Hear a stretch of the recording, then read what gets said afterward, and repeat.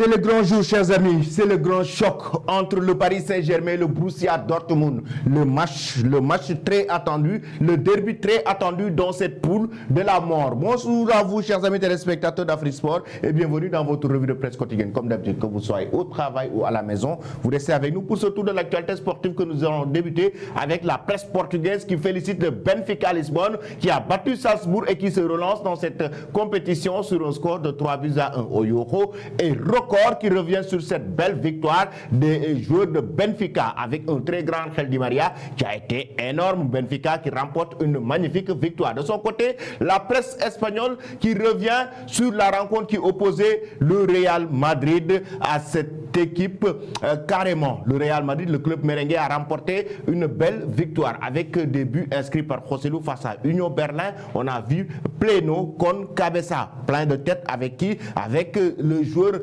qui a été énorme. Il s'agit de Joselu, des têtes qu'il a mis, un doublé qu'il a enregistré, un Madrid perfecto, titre le quotidien AS, avec non seulement on parle de cette rencontre entre le Real qui fait carton plein en Ligue des Champions, qui était d'ailleurs déjà qualifié pour les huitièmes de finale de la Ligue des Champions, mais aussi selon la presse madrilène, notamment le journal Marca nous dit que Joselu est sur le point maintenant de signer son contrat et le Real Madrid est en train de voir comment lever l'option d'achat pour enregistrer le jour en tant qu'officiellement attaquant du club merengue. Que pensez-vous de cela? Vous donnez vos avis en commentaire. Ensuite, il y avait une rencontre qui opposait Lens à cette équipe du FC Séville. Malgré le but de Sergio Ramos, le FC Séville est éliminé définitivement de la Ligue des Champions. Le FC Lens qui va en Europa League après une victoire 2-1 face au FC Séville et Sergio Ramos a poussé un coup de gueule après la rencontre. Qu'est-ce qu'il dit? Nous avons l'opportunité de gagner ce match. On a eu des occasions qu'on a vendagées, mais on devait gagner ce match. Malheureusement, on va sortir de la compétition européenne, que ce soit la Ligue des Champions et la Ligue Europa. Pensez-vous, chers amis,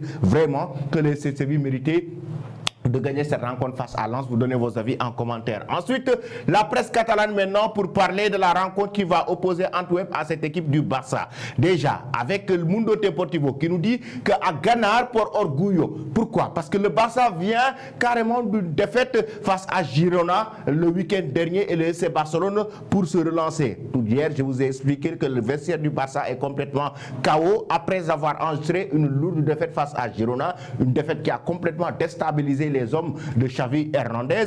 D'ailleurs, lui, le principal entraîneur de cette équipe Blaugrana, a fait une sortie pour dire que los jugadores están cabreados. Les joueurs sont très énervés. Les joueurs barcelonais sont énervés. Raison pour laquelle il y avait cette tension au sein du vestiaire, mais en même temps, raison pour laquelle les joueurs ne restaient pas lucides lors de ces genres de rencontres. Et face à cette équipe de Antwerp à 20h, le Barça va essayer de se relancer et recommencer une nouvelle lancée par rapport à cette Ligue des Champions, même si on sait que le club Blaugrana a déjà décroché la qualification. Ensuite, la presse anglaise maintenant pour parler carrément de la défaite ou de l'humiliation de Manchester United, le nouveau fiasco des Red Devils, éliminés aussi complètement des compétitions européennes. Ils prennent cher, out on the boss, carrément. Manchester United, Daily Express Sport et Star Sport reviennent non seulement sur la sortie de Maguire qui n'a pas carrément terminé le match, mais Manchester United, pour le compte de la poule A, a carrément pris la 4e place. Pourquoi? Parce que le Bayern de Munich, après avoir enregistré une victoire